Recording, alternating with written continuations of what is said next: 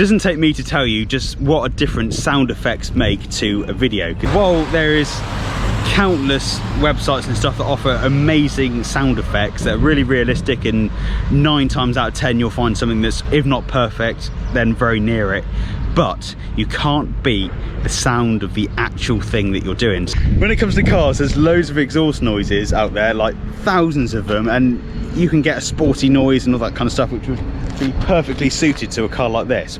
One thing that I learned working on a car TV show is that all of the exhaust noise and car noises that you hear are 100% real, recorded of the actual car doing the thing that it's doing in the video. So I'm going to show you exactly how they do it. So all I've got is a lav mic, which is here, just above the rather beefy exhausts, secured with a bit of tape, and then the wire just goes into the boot into a external recorder with the gain set nice and low, and the auto peaking on, so it doesn't, when the exhaust pops and bangs and stuff, it doesn't peak the audio.